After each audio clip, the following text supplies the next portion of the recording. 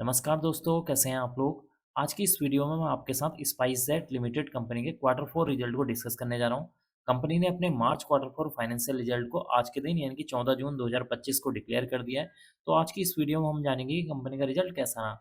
यहाँ पर मैंने जो रिजल्ट ओपन किया हुआ है कंसोलिडेटेड रिजल्ट है। इस रिजल्ट में 3 सेक्शन पर अभी हमें फोकस करना है। पहला है मार्च 2025 रिजल्ट, सेकंड है दिसंबर 2024 रिजल्ट, थर्ड है यहाँ पर मार्च 2024 रिजल्ट। तो इन 3 सेक्शन पर अभी हमें फोकस करना है।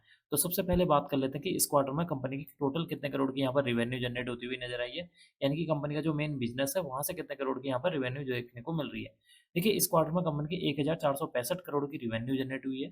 प्रीवियस क्वार्टर में 1237 करोड़ की। प्रीवियस ईयर में देखेंगे तो 1738 करोड़ की यहाँ पर रिवेन्यू जनरेट होती हुई नजर आई है। इसका मतलब कि अगर आप कंपनी के रिवेन्यू को year on year wise compare करते हैं तो कंपनी की जो रिवेन्यू है उसमें एक गिरावट देखने को मिल रही है। परसेंटेज वाइज देखेंगे तो कंपनी के रिवेन्यू में अराउंड जो है 15% की गिरावट देखने को मिल रही है, जो कि इसके लिए एक नेगेटिव पॉइंट है। अब हम बात कर लेते हैं कंपनी के अदर इनकम के बारे में। देखिए, इस क्वार्टर में कंपनी के 492 करोड़ के यहाँ पर अदर इनकम देखने को मिल रहे हैं।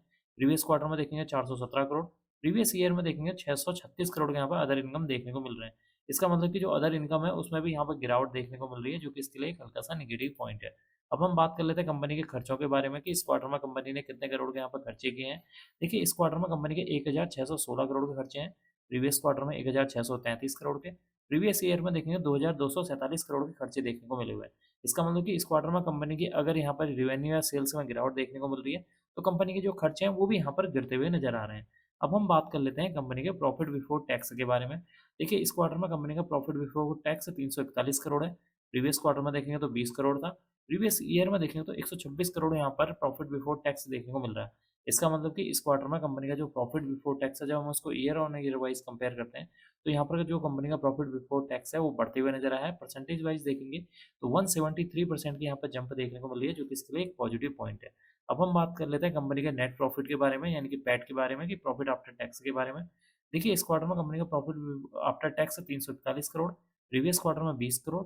प्रीवियस ईयर में 126 करोड़ देखने को मिला हुआ है। इसका मतलब कि इस क्वार्टर में कंपनी का जो प्रॉफिट आफ्टर टैक्स है उसमें एक अच्छी खासी जंप देखने को मिल रही है। परसेंटेज वाइज देखेंगे तो 173% की कंपनी के मुनाफे में जंप देखने को मिल रही है, जो कि इसके लिए एक पॉजिटिव पॉइंट है। अब हम बात कर लेते हैं कंपनी के ईपीएस यानी कि अर्निंग पर शेयर के बारे में। देखिए, इस क्वार्टर में कंपनी का ईपीएस 2 रुपये 63 पैसे।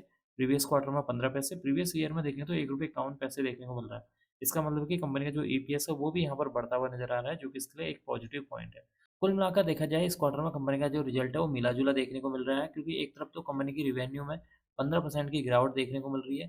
दूसरी तरफ कंपनी का जो प्रॉफिट बिफोर टैक्स है उसमें 173% की जंप देखने को मिल रही है।